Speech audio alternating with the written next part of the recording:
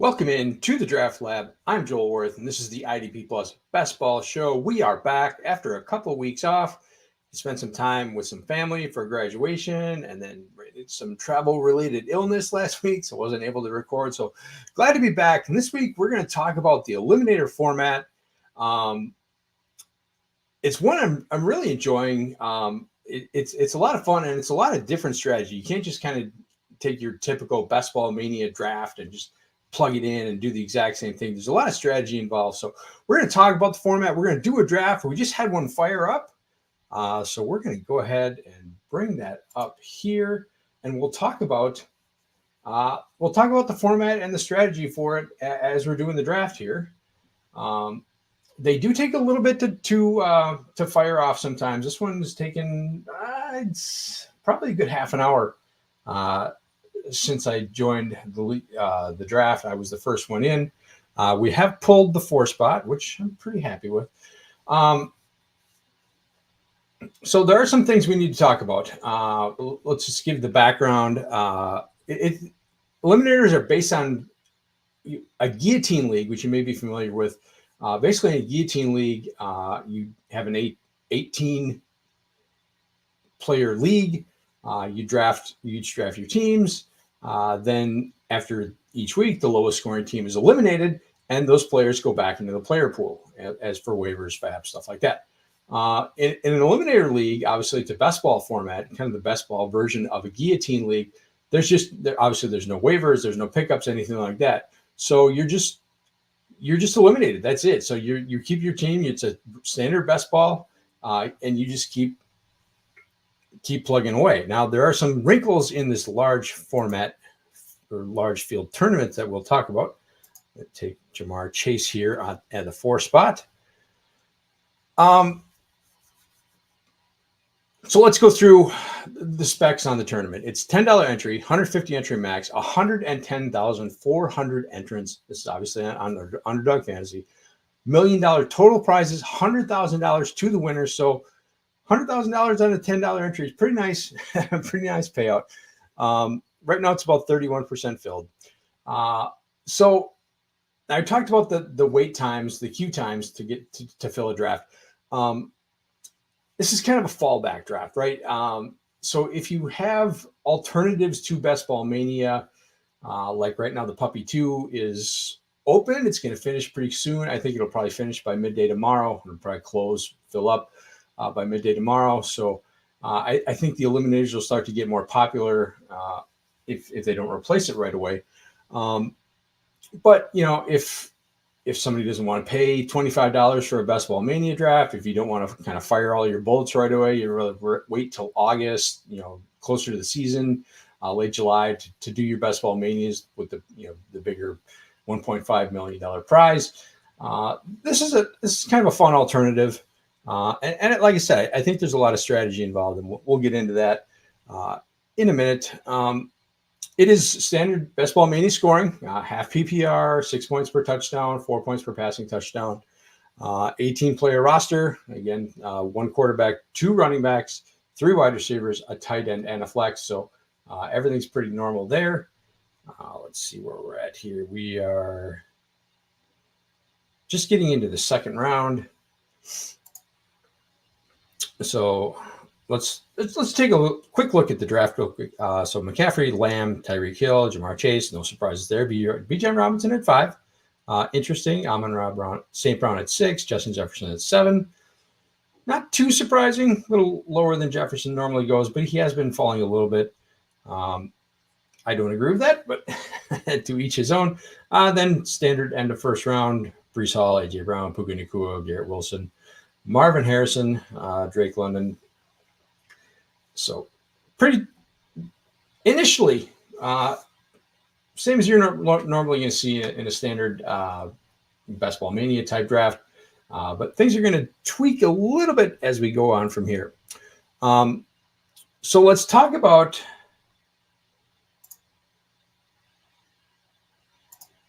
the advancements. So let me try and bring up, it's not sharing correctly, but we'll get that figured out.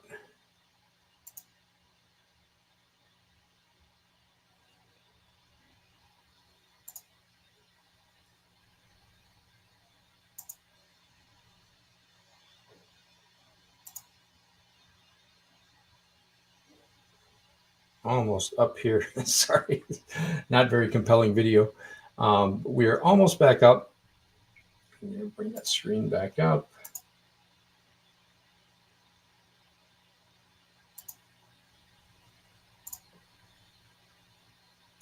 Since we are one pick away. And then we'll talk about the advancements. So we are on the clock.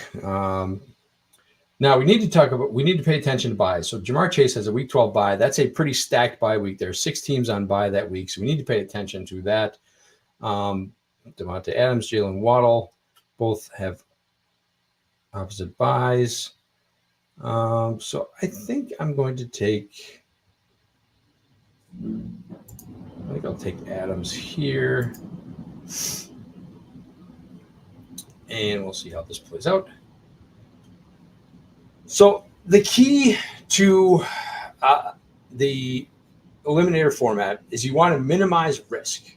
Now that doesn't mean you want to not take, the high upside players that also have a low floor, because you're going to some weeks you are going to need those high upside scores. But you want to kind of stay away from players who are not going to contribute in a given week. So number one, don't spend a lot of draft capital on players who are injured or players who are potentially suspended.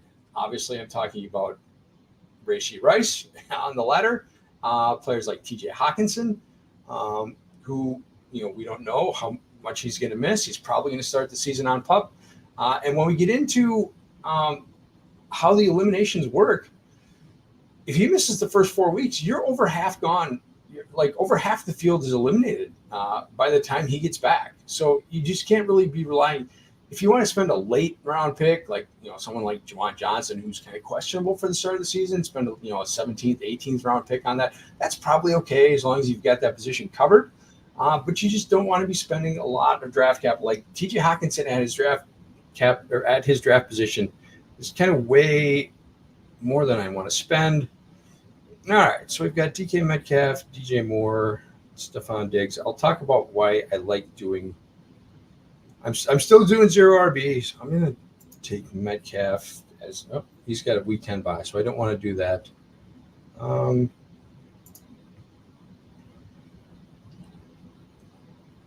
Oops. So I missed my chance. So I end up with DK Metcalf. That's kind of rough. The hazards of drafting and podcasting at the same time. So again, we want to minimize risk. So that's why I'm going to still lean 0 RB, because what's the most risky position? It's running back. So I'm still going to lean towards the more reliable producers, and that's the receivers. I still want to get an elite tight end. I'm okay doing double elite tight end. I'm not necessarily going like Kelsey Kincaid or something like that. But I may want to go like Andrews, Brock Bowers, David Njoku, something, Evan Ingram, something in that kind of second tier, maybe George Kittle, something like that. Although Kittle, a little concerning now that we've heard that he lost 30 pounds after surgery. Is that going to affect his playing time? Is it going to affect his reps early in camp? We don't know. So that puts a little shadow on him. And we do need to be hyper vigilant about bye weeks. We want to spread them around the team, and we want to spread them around the position groups, right? We don't want, again, when you have 2 of our top 3 players on the same bye, that's kind of concerning. But again, that's week 10. That's something to worry about when we get there. So I'm going to see if I can bring up this. I have a spreadsheet prepared.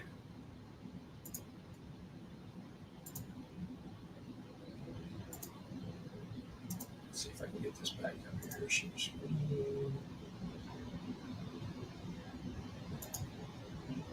There we go.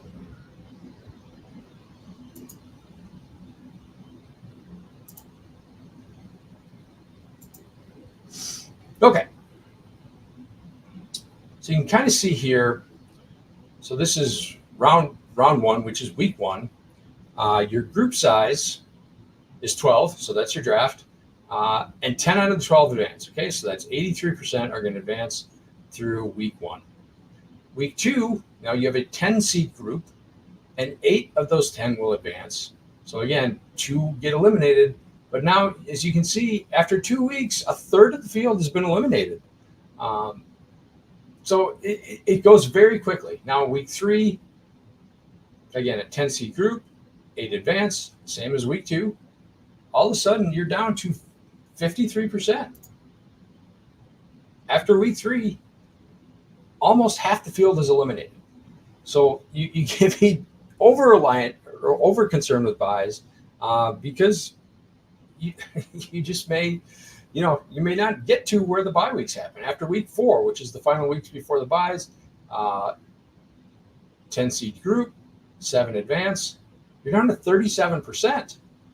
Week 5, which is the first week of buys, 6 out of 8 advance, you're down to 28% after that first week of buys. And you can go from there, 21% after week 6, 13% after week 7, 9% after week 8. Now, that's the first week without buys after the buys start, and that's where the payouts start. So if you make it through week 8, your minimum payout, or make it to week 8, your minimum payout is $15. So $10 entry, you've already made your money back. At week 9, you're down to 6%, but $20 payout if you make it to week 9. Now, when we get to the end, you can see it's a 115 seat final. So you do want to have a little bit of correlation. You don't want to go too overboard.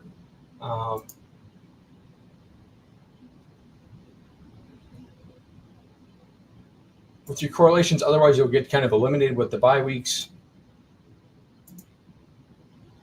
Oops, I missed a pick, and I got Travis Kelce, so I'm okay with that. That's good.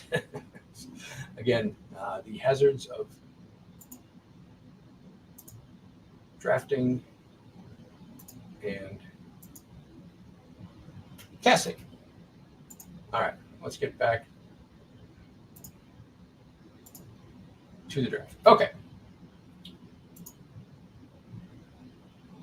So we get auto-drafted Travis Kelce because I was talking and not paying attention, but that's all right. I'm not upset with that pick. I probably would have taken him there anyway. Get my cursor over the right. Don't get Patrick Mahomes. Would have been nice to create a little stack there, but that's all right. So let's see where we want to go. We got Chase, Adams, Metcalf, Travis Kelce. So we got bye weeks on 6, 10, and 12. So we're on deck. McLaurin with a late bye. I don't want to go Andrews because I don't want to spend that much draft capital on tight end. Again, it's a position I could theoretically start 2, but I don't really want to have to do that with my kind of lock up my flex spot. So the next so McLaurin goes. So now you're looking at Keenan Allen, Jaden Reed, Calvin Ridley. All our buys we can use. Allen, Reed, Ridley 5.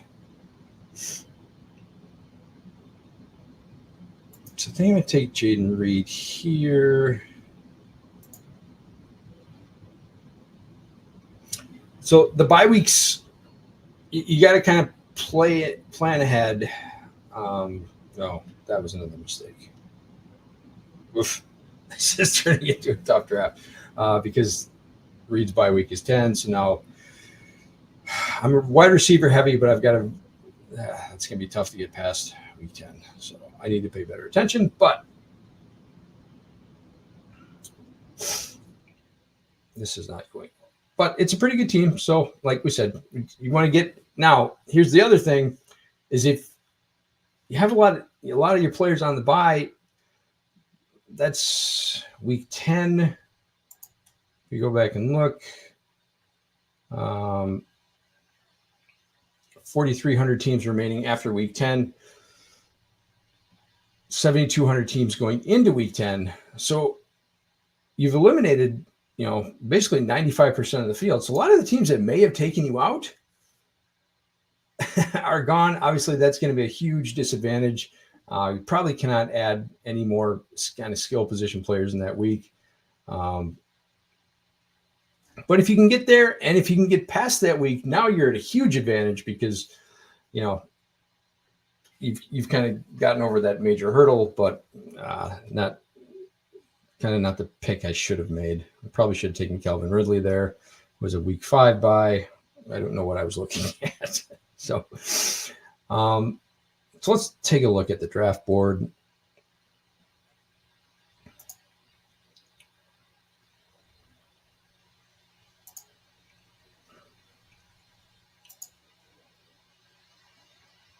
So the player in the first seat went McCaffrey, then Neighbors, Devonta Smith, Christian Kirk, Trey McBride, like that. Lamb, Evans, Henry, Patrick Mahomes, Hollywood Brown. So a little bit of stack action there. Tyreek Hill, Jalen Waddle. So he's going for the stack right away. That's an early buy. I think that's a week 6 buy for Miami. So, wow, they're going they are going full stack. So they're going contrarian. Tyreek Hill, Jalen Waddle, Devon Achane, kind of going all in on Miami's. That's a lot of draft capital. So you're, again, like my team that has a lot of week 10 buy action. That's Miami's buy is week 6, I believe. Yep, week 6. So you're hoping you can get there. They can carry you there, and then you can kind of use the rest of your team to get over, and then you're in a good spot. If not, then obviously you're eliminated. So that's gutsy. I will say that. It's kind of what I'm doing here unintentionally, but that's an aggressive move. Let's see, the 5 team is Bijan, Debo, Michael Pittman, Anthony Richardson. So a little bit of correlation there. Josh Jacobs falling to the 53.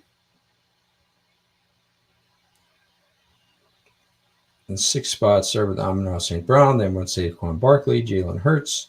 So interesting correlation there. You've got Hurts and Barkley, a rushing quarterback and a running back on the same team with an early bye. Again, week 5. Going very running back heavy. Barkley, ETN, Joe Mixon. Not something I would do, but to each their own. Obviously, I'm not going to diss anyone's choices here. I kind of disagree with that strategy, though. We are 3 picks away. Justin Jefferson, Brandon Ayuk. That's a nice start. Kyron Williams at 31. Nothing wrong with that. Amari Cooper. So good spread on the bye weeks. Mark Andrews, Rashad White. And we are almost up.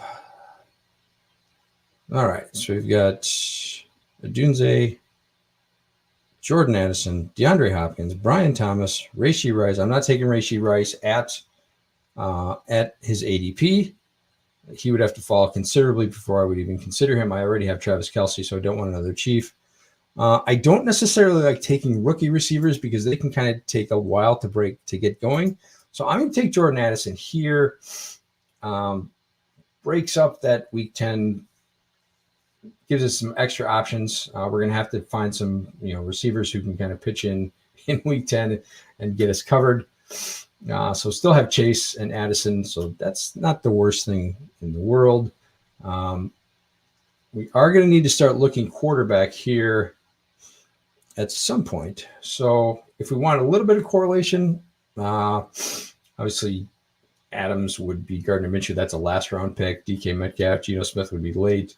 Jaden Reed, Chase. We can get Burrow and or Jordan Love.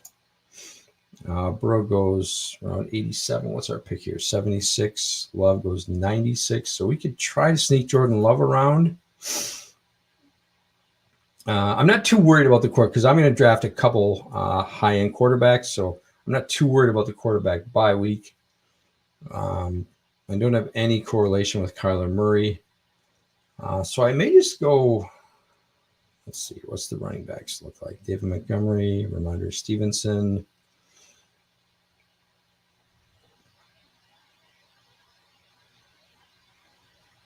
Christian Watson's obviously off the table as another week 10 bye. So Rashee Rice goes right at ADP.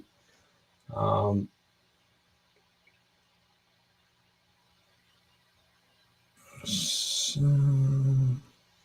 I don't know that there's a running back that I really love here.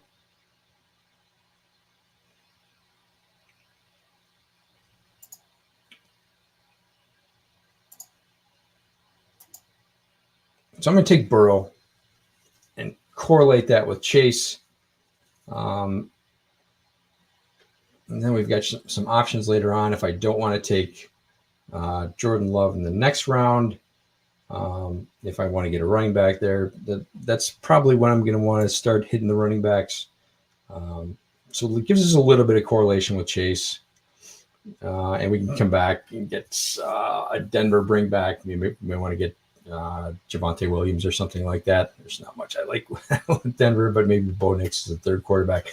I do tend to take, like, in a typical Best Ball Mania draft, style draft, a puppy, something like that. Like I've mentioned before, I usually spread 5 picks between tight end and quarterback, either 2-3 or 3-2.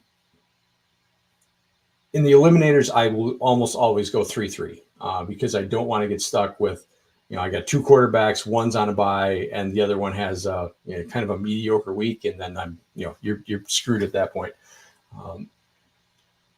So I'm almost always going to go 3 and 3. I don't want to get caught, or one's on a bye and one's nicked up, one's hurt, misses a game. Now you've lost a position. So yeah, I don't want to lose out to something like that. So almost always going to defer to at least 3 quarterbacks and 3 tight ends. I don't want to go more than that, obviously, because then your receiver and running back rooms are going to be kind of depleted, and it's kind of a narrow needle to thread with, having to navigate the bye weeks, that you would be able to say, yeah, I'm just going to have a 5 running back room, especially if I'm going 0 RB. That's not going to happen. Really tough to kind of do that. Say, I'm only going to do 5 receivers or something like that. That's just really tough to do. So I think exclusively my eliminator drafts have been 3 quarterbacks, 3 tight ends, and then usually 6 and 6. I usually spread the receiver and running backs out fairly equally, again, because you need to distribute those kind of bye weeks. All right, so what are we looking at? Got Zamir White with a week 10 bye. We're 3 picks away. I don't want any more draft capital spent on week 10 right now. Jonathan Brooks would be interesting. A little nervous that he may not. Yeah, I don't think I'm going to take Brooks here. We've had concerns he may not be ready to start the season at full strength. So tough to be my number 1 RB if you're not going to start the season right away. DeAndre Swift would be a nice option if he gets through 2 more picks. James Conner's a nice option, full-time starter there. I think I'm going to try and sneak Love around the corner, get a running back here, get one of these 2 running backs, and then try and sneak Love around the corner. If he doesn't come back, he doesn't come back. Not the end of the world. There's other quarterbacks I can take. Got Burrow, who I'm happy with as my lead QB. So I'm going to take DeAndre Swift, week 7 bye. That's one thing we need to talk about is the 2-team buys. Week 7 is the Bears and the Cowboys. Week, I think 9 is, Pittsburgh and San Francisco. So that's one thing you need to pay attention to because, so week 7, the Bears and the Cowboys, like Dallas is, you're probably, the other teams in the group are probably, now it's not your league, obviously, because you're much further down the line. It's going to be a different group. CeeDee Lamb's probably the only player from Dallas that a team is really relying on, maybe Jake Ferguson. So those 2-team buys are 2-team bye weeks are kind of tricky to navigate. You don't want to go overboard on those because you may be putting yourself at a severe disadvantage to where, like everybody's going to have somebody from week 12, week 14, because those are just basically unavoidable because you get 6 teams on bye in each of those 2 weeks. So like every team is going to have some exposure to buys in those weeks. Those 2-team bye weeks, when San Francisco, Pittsburgh, Dallas, Chicago, you may have other teams in your group that have no exposure to those teams or at all, to the teams on bye at all, and they may have a full roster and you don't have any. So again, you need to be even more vigilant of those 2 weeks than you do the other weeks, because the other bye weeks, because you may not be sharing those with other teams. All right, so we are on deck. Love is available. I'm not going to take David Njoku because that's another week 10 bye. Same with Dobbs. Shaheed has got the same bye week as Chase, so I don't really want to go there. Trey Benson. So there's not really a running back. I do like Williams would bring us a bring back. I'm going to take Jordan Love and kind of lock up my quarterback position. So now with Love and Burrow, I'm very happy with those two separate buys. We do get some correlation again with Love and Reed. So, if we can escape that week 10 bye, again, now if you can get through, now you've got a double correlation. You got Burrow, Chase, you got Love and Reed. So a good chance, 110 seed final. It's not like a 500 seed final like Best Ball Mania. You don't necessarily have to have the nuts. You just have to have, obviously a good week, but you don't necessarily have to have a perfect week. So having, those double correlations gives me a shot. And then we've still got options on my third quarterback. You bring JJ McCarthy with Addison, which would bring kind of a double correlation in that Green Bay, Minnesota week 17 game. If I wanted to go Geno Smith with DK Metcalf, no, I wouldn't want to do that because that would line up the same as Love's bye week. So that's kind of off the table. Again, Gardner Minshew is going to be off the table as well. So that kind of limits our options. We'll kind of probably target JJ McCarthy to go with Addison as our third QB. But that's much further down the line. We're not worried about that right now. So our next pick is going to be 117 and 124. So we're about 10 away. Let's kind of look at the running backs. Obviously, Devante Williams still there. Brian Robinson's still there. Like those options, both have the same bye week. So we probably can't take both of those. Blake Corum. Interesting. Gus Edwards. Chase Brown, I like quite a bit. That's a lot of week 12 because he's obviously Cincinnati. So he would kind of line up with Chase and Burrow. This would be a pretty significant amount of capital to be out of again, week 12 is way down the pike. If we get that far, if we get past week 10 and we get to week 12, we'll worry about that. We'll cross that bridge when we get there. So not super worried about that right now. And again, this isn't, it's my second running back, so it's a starter, but it's not a super critical position. It's not my first 2 or 3 picks.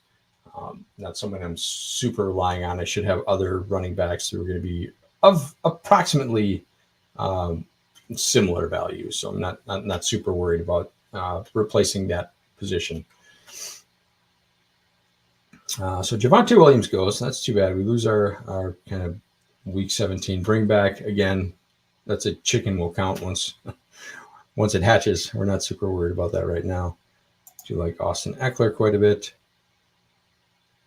So this is 117. Robinson. So Goddard goes. We are going to need another tight end, another 2 tight ends at some point. Jordan Ford's got a week 10 bye, so I don't want to go there. Nothing I'm really excited about in the wide receiver room. So Dontavian Wicks wasn't someone I was going to be able to take. So I'm going to take Chase Brown here and leave myself the option of either Brian Robinson or Austin Eckler, whoever comes around on the next turn. If I would take Robinson, that would kind of block me out of Eckler. So even though I may want Robinson in a vacuum more than Chase Brown, they're pretty close. If I would take him there, it would kind of lock me out of Eckler. So I'll take Chase Brown here and then try and get one of those two around the turn. Let's look at tight ends, see what's left. Nothing I really want right here. Again, I'm not taking Hawkinson at an ADP of 145. That's just way too much draft capital to spend on someone who may not be there for may be an empty roster spot for 6 weeks, something like that. And then maybe limited once he gets back. We don't know. So he doesn't fall far enough to where I would consider taking him. Again, Musgrave would be week 10, but it's a single position, right? It's a tight. You only start one tight end. So if we can rely on, and we're going to, Travis Kelce is going to be, we're going to expect him to be our tight end one most of the time. So I wouldn't be too worried about Musgrave. And I don't want to double up with Komet. Okay, so Eckler comes around, so that's good. Like that. Again, he's got a very late bye, so like that. So the buys on our running backs are 7, 12, 14.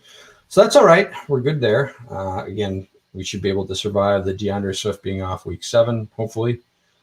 Let's see. Freiermuth week 9. We can do...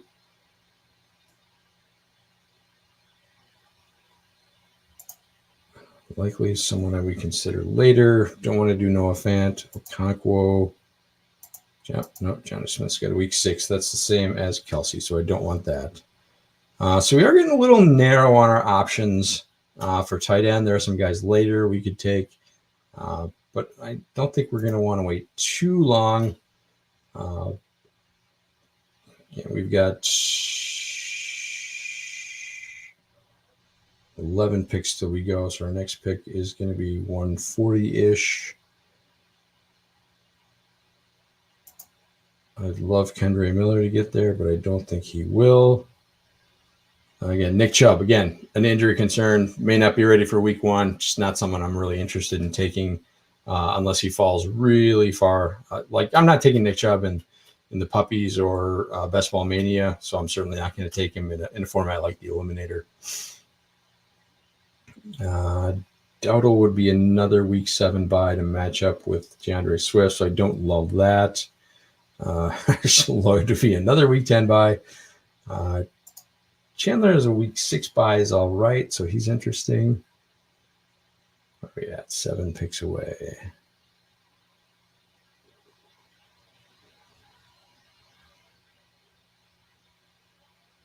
And I don't want to take Burton's kind of out because he would be duplicating with Jamar Chase in week 12, and we can't really afford that. We need as much diversity in our wide receiver group to get through week 10 as we can. So I don't necessarily want to double him up there.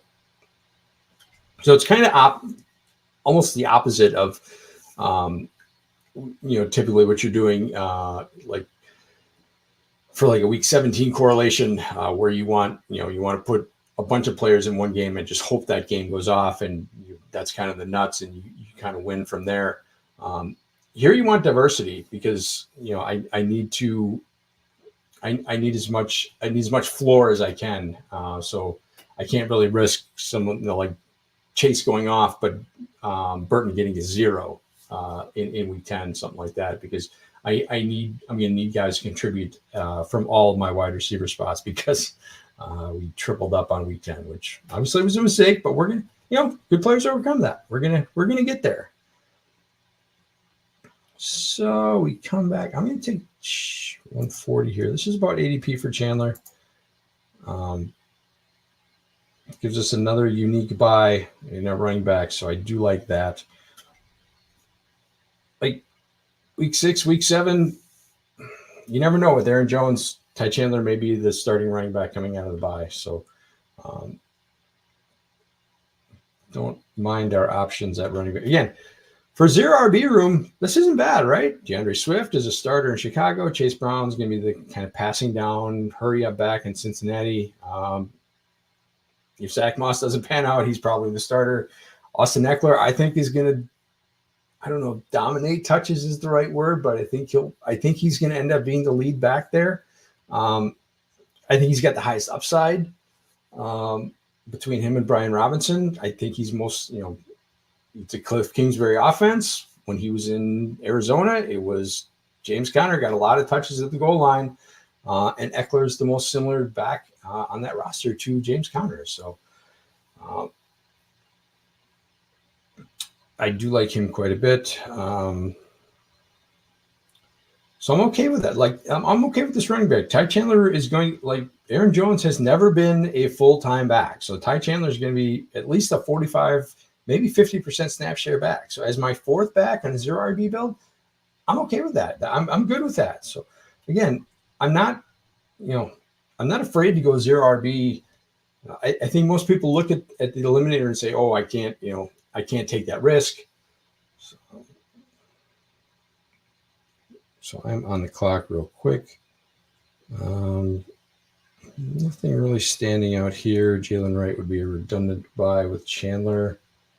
I am going to take Musgrave just because I think he gives us the highest tight end upside outside of Kelsey. Likely would be a nice third tight end. But getting back to the zero RB, people think, I need the floor. Again, running back is the most risky position, and I want to minimize risk. So, again, outside of the fact that 3 of these guys have week 10 buys, you want Jamar Chase, Devante Adams, DK Metcalf, Jaden Reed. Like, Metcalf can be a little up and down, but he has those boom weeks where, he's going to make up for it. Jaden Reed, just gets a lot of manufactured touches. They want to get the ball in his hands. So these are guys who have high upside, weekly high floor, high weekly upside. So I'm going to rely on these guys heavily. Jordan Addison, hopefully he gets back to form. Again, this is a wide receiver group that I really like. The 10 buys is an issue, but I really like that the core of this team. So I'm okay with. I love these quarterbacks with Burrow and Love. Obviously, love Kelsey. I like the core of this team. So I'm not afraid to go zero RB, even though, it's. I've got to have. Most people think they've got to have that weekly floor. If you draft your running backs early and they go down, you just spent a lot of draft capital. If one of them goes down, you've spent a lot of draft capital on a position that's not going to help you if it gets nicked up. Look at Aaron Jones last year. Week 1 had a great week and then pulled a hamstring in the first play of the fourth quarter and wasn't seen for another 3 weeks. So that's a killer, right? You cannot spend that kind of draft capital in this kind of format where a third of the teams are eliminated by week 2 at the end of week 2. You can't have that kind of draft capital just go poof and not be available to you early in the season. So that's as much of a killer as having bad running backs out of your zeros. So I'm okay with this running back room. No problems at all. So we are in. Let's see. We're starting around 14, 2, 4, 5, 2. Burrow, Love, Swift, Brown, Eckler, Chandler. Like that week 10 makes me really nervous. But again, week 10's a payout week. If I get there, I make money. But I like the core of this team. So where are we at? I have to make a decision on Hawkinson here. He's falling. If he gets to us at 165, he would be 20 behind his ADP. We would have. I just don't know if I want to go get my third tight end right now. I probably want to put that off. especially when there's options like Likely and a Chig, who I'm okay with. I don't love. I'll put Hawkinson in the queue, and I'm not going to take him here yet. I think he's probably going to go before I pick. What is on the board? We can go after a receiver here if there's one we like. That kind of separates himself on the bye.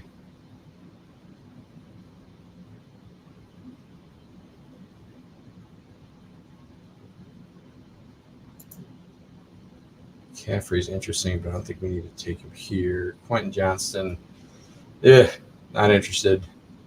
Roman Wilson would be a good bye week. I just don't know how. Again, I don't necessarily like going with rookie receivers. Though we wouldn't have to count on him right away.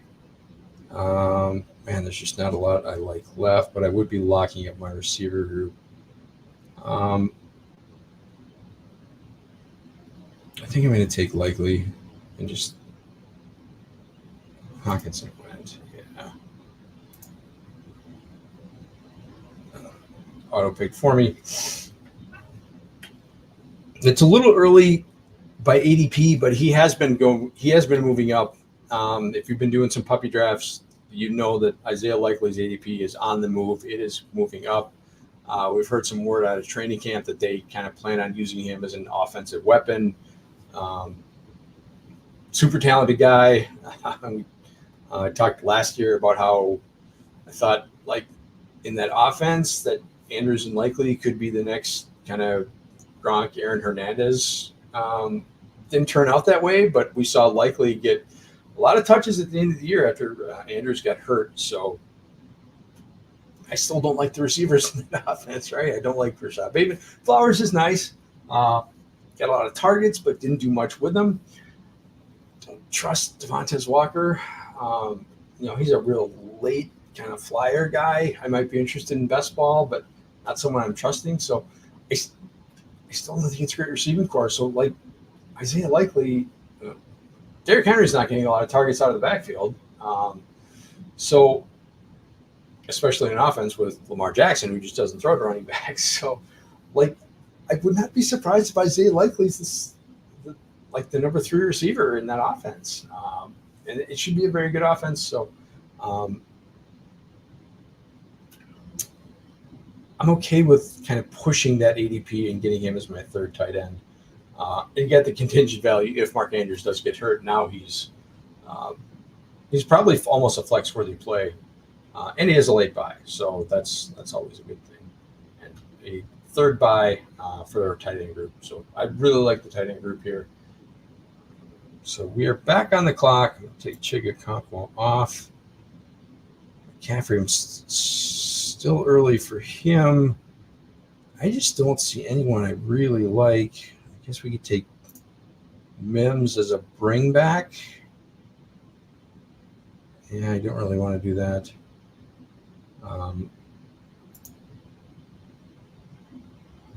Reach even more for Tyrone Tracy. I'll take McCaffrey. I'll just let him go.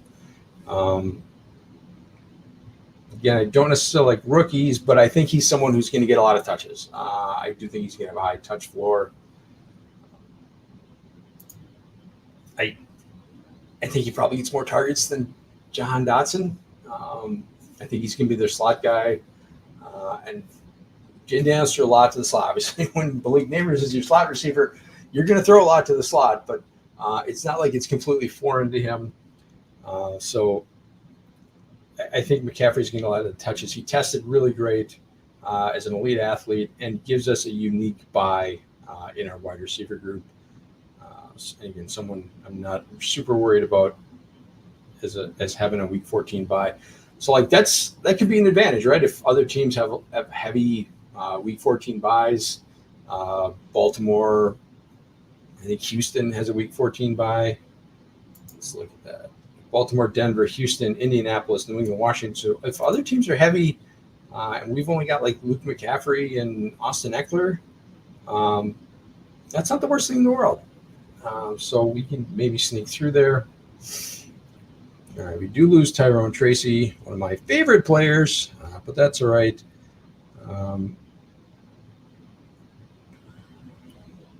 may just lock up McCarthy with my next pick. Down to Foreman. Again, one of my favorites. He's week 10, but don't really care. Now, I am at 6 receivers, so I think I'm going to stop there. I don't necessarily want to go 7 because that would kind of limit me to 5 running backs. Again, I want to go 3-3 quarterback, tight end, full of tight end, so full of receivers. So my next 3 picks are going to be 2 running backs and a quarterback. We are coming up in 4 picks.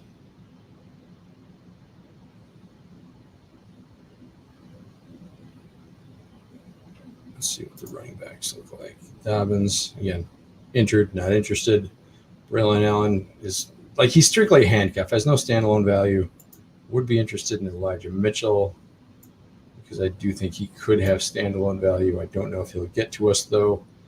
Nope, he goes right there. Cursed myself. Damian Pierce again. It's getting ugly. Keaton Mitchell. Again, injured, not someone I'm interested in taking at all. Estimate could give us a Denver bring back for week 17 for the Bengals if we get that far. Oof. Running back did get away from us a little bit here. Don't have any week 10 running backs. Obviously, we have week 10 issues at receiver, but we don't have any week 10 running backs. So, okay, taking Foreman. J.D. McCarthy goes. So he's not going to be our 3rd quarterback. So I'm definitely going to take Foreman here. I've talked Foreman to death. Anyone who's paid attention to the show knows how much I like him. I think he will be kind of the de facto Nick Chubb in this offense this year. I don't think Nick Chubb is coming back at full strength at all, given his age, the fact that this is his 2nd torn ACL, the significance of the multi-ligament injury. I just don't think he's coming back early in the season. And when he does come back, I don't think he will be, the Nick Chubb that we know and love. So I think Foreman is the closest analog to Nick Chubb that Cleveland has. Jerome Ford was decent as a fill-in last year, not great. So I think there's an opportunity for Foreman to get a lot of touches there. He's one of my favorite late-round players. When we do portfolio exposures, he will be near the top. He's probably in the 30s. I think I've probably got at least high 30s exposure to him, which is a little bit more than I want. But again, he's one of I'm not spending a lot of draft capital on him. We do need to figure out who is going to be our 3rd quarterback. Do we want a 3rd quarterback? Bo Nix would give us a little bit of Denver correlation. You can always take Justin Fields. Minshew is the same bye week as Jordan Love, so I don't want that at all. I don't necessarily want to take Darnold because I don't think he'll be the quarterback when we need. If we had quarterbacks with early buys before Minnesota's, then maybe I would consider a quarterback like Sam Darnold, but I just don't think he's going to have the job in weeks 10 and 12 when we need him to have the job. So I'm going to take Nix here. It's because I don't think there's any way he's not the quarterback in Denver, unless he just completely face plants, which I don't expect. So that gives us a little bit of bring back for the Cincinnati in week 17 when we've got that 110 seat final for all the marbles. So if we get there, gives us a shot. Roshan Johnson goes. I didn't really want to have to take him just because we already got Swift, and that would be a double up on that bye week, which again is a narrowed bye week, so we don't really want that. Tough to let guys like McMillan and Baker, who I'm typically taking at this point in most drafts, but I need another running back. I want to go 6-6. Just I don't have enough running back firepower to not take one here. And again, this wide receiver group is so stacked. Even though we've got the triple bye, we need Chase, Addison, and McCaffrey to make it to week 10. So we're not taking a 0 because that would be a killer at that point. So again, we're trying to thread a needle, but we've got to, it's a pretty stacked receiver group to at least get us to that point. So my last spot's gonna be a running back. Obviously, I would like Estime as to go along with Nix and be a Denver bringback. Garendo is interesting. I don't think he's going to take that job from Elijah Mitchell, but Elijah Mitchell's one of the most injury-prone running backs in the league. Not someone I necessarily trust, and I do, obviously Garendo's going to be their kickoff guy. They drafted him to be their kickoff returner. That gives him advantage that he's going to be on the roster, like whether it's Elijah Mitchell, Jordan Mason. I don't think Tyrion Davis-Price even exists anymore. I'm not sure, but I know that Garendo's going to make the roster. I know he's going to make the game day roster because he's going to be their kickoff return guy. So, he's going to be available for 17 games. Obviously, barring injury, he's going to be available for 17 games. So, I don't necessarily think that's something you can guaranteed say about Mitchell or Jordan Mason. I don't know which one of those. I don't think both of those are going to make the team. I don't think they're going to keep 4. Even though Garendo is going to be kind of by definition a special teams guy, I still don't think they want to keep that many running backs or dedicate that many roster spots to running backs. So I do think Garendo is someone who is interesting as a late round pick, just because, like I said, he's going to be on the roster. He's going to make the 53. He's going to make the game day roster because he's going to be the kick returner. And if an opportunity presents himself, he is going to be there. He's not going to be, Christian McCaffrey got hurt, but he's inactive, that game. So I do like him as a late round flyer. I am going to lean towards Estime here. I don't even necessarily like Estime. It's just, I don't know if he's going to make the team, honestly, but gives us a little bit of Denver correlation in week 17. So we'll go with it. They did spend a draft pick on him. It's not like he's an undrafted free agent like Watson or something like that. So they do have some incentive to keep him around. So that's the team. I don't think this is my best effort, but I don't hate this team. So let's go over it real quick. Burrow, Jordan Love, Bo Nix. Burrow with a week 12 bye, Jordan Love with a week 10 bye, Nix with a week 14 bye. So we're good there. We've got all our bye weeks covered with multiple options. So happy with that quarterback group. The running backs, fairly heavy 0 RB. Did not take DeAndre Swift, our first running back, till pick 93. So committed to 0 RB on this one, but very happy to get Swift where we did. So Swift, Chase Brown. Oh, now I got to go back. That's my team.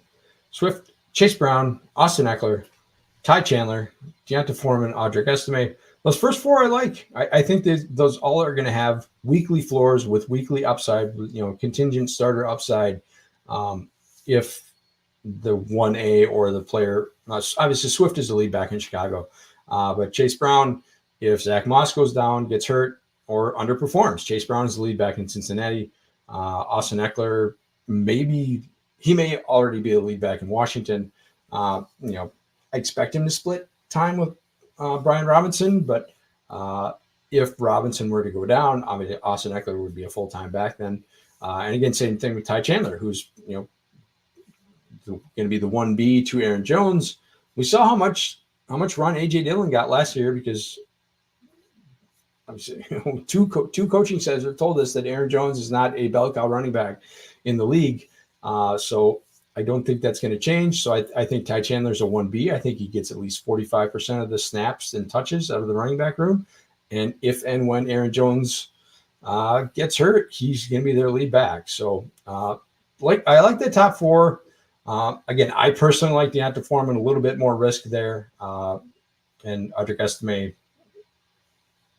basically only made this roster for some week 17 contingent value, bring back value. But I like the top 5, especially like the top 4, like the top 5, especially for a 0 RB build. So I'm good with that. Receivers, obviously Chase is a stud. Adams is a stud. Metcalf is a stud. Jaden Reed's a stud. So like that receiver room. Jordan Addison, potential stud. If he can, what happened to him last year? Was it the Kirk Cousins injury? Did he hit the rookie wall? Was it both? I expect to bounce back. I expect him to be more like the guy we saw in the first, kind of 6-7 weeks of the season than the guy we saw at the end. So as my 5th receiver, very happy with that. Again, I made a mistake, timed out on Metcalf, which gave us 2 week 10 buys, and then didn't pay attention to Reed's bye week, which really, really puts us against the wall in week 10. I need Chase, Addison, and McCaffrey to all be there and be productive in that week, or I'm not going to make it through week 10. So that was a mistake. Made a couple of mistakes there, to be honest. Again, hazards of drafting and podcasting, but that's the way it is. Do this so you don't make the same mistakes I do when I'm doing this. So other than that, I love this receiver room, right? Jaden Reed is my 4th receiver. Very happy with that. These are all guys who have huge upside and can carry this team to week 10. Whether we can get across that week 10 hump is a different question. But I think it's a team that's very capable of getting to week 10. And week 10 is a pay week, right? If you make it out of week 10, your min payout is $30. So triple your money. So I think we got a good chance to get there. And then the tight end room, obviously Travis Kelce's a stud. He's going to be the guy we would expect to be in the lineup most weeks. Musgrave has that high upside and has some correlation value for week 17 with Jordan Love and against Jordan Addison and Ty Chandler. So we got that week 17 pretty well covered. If we can make it to week 17, I really like our chances. I think this would be a good team to get through a 110 seed final with the Bengals stack and the Green Bay stack, and with the Minnesota bring back. That's a week 17 game I really like to target. So Musgrave is a fine second tight end, even though he's kind of doubles up. It makes week 10 even more stressful. But I think he's a guy who's going to get who's going to have some weekly starts because I really like the Green Bay offense. Again, I don't trust him he's going to have very low floor, but we've got Travis Kelce to kind of buttress that floor. I expect Kelce to be in the lineup most weeks, and Isaiah Likely, again, a bit of a flyer, but someone who I think should have some weekly value and has very high contingent value if Mark Andrews gets hurt. So, not a perfect draft, but I hope this gives you a little bit of flavor of the Eliminator format. I think it's really fun. I think it's a real fun puzzle to kind of put together while you're drafting. It's a kind of a real challenge. So something I really do enjoy. Like I said, the downside is there can be some wait times, right? But we'll see. We'll see how it kind of plays out once the puppy goes away. The puppy's going to fill probably by tomorrow, probably by noonish. It's very close to being done, to being filled. So once that goes away, we got the Scott Fish Bowl charity tournament came up today. So I think that's going to tend to be more slow drafts because obviously you don't have cash prizes for that. So I think people will, obviously that's going to play. It's going to fill. People love Scott Fish Bowl, getting into Scott Fish Bowl. I'm privileged and honored to be in Scott Fish Bowl for the 3rd year, for my 3rd season this year. But I'm still going to play it, but I will probably lean more towards slow drafts just because I don't have enough time. Obviously want to give to charity, but don't have enough time to do those 9 cash drafts live, fast drafts. So I'll play a lot of slow drafts in the Scott Fish Bowl. So we'll see if once the puppy goes away, hopefully the queue times kind of drop down a bit.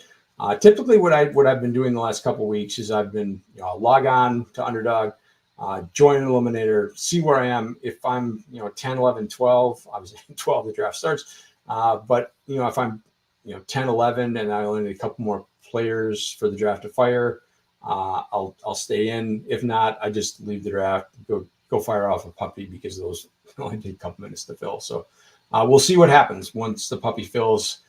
If they backfill it with another tournament, then we're probably going to see it. Well, still long queue times with the eliminator. But I've done two eliminators tonight, so it's not like you're waiting a day or half a day. It's probably going to be maybe half an hour that you may have to wait, which can be inconvenient. But I still think it's a really fun format. I don't know if I'm going to max out. Probably just won't have time between that and once Best Ball Mania kind of really fires up as we get closer to the season. But I'm going to want to get to. I think I'm going to want to get to somewhere between 30, 40, 50 drafts, something like that, on the eliminator, because I do think it's a really fun format. I'm learning it. I haven't done these before. This is my first year doing eliminators, so learning on the fly. But I do think I've got a pretty good idea how I want to do things. I just need to pay attention to the draft more. So that's it for this week. Thank you for joining me. You can find me on Twitter at @TheJoelWirth. Happy to talk best ball anytime. I'll try to post some of these drafts that I do and follow along. So appreciate you joining me this week, and we will see you next week. Have a good one, everybody. Thank you for watching the IDP Plus YouTube network. If you enjoyed this video, give it a thumbs up and don't forget to subscribe to our channel. Be sure to tap the bell icon to get notified whenever we upload new content.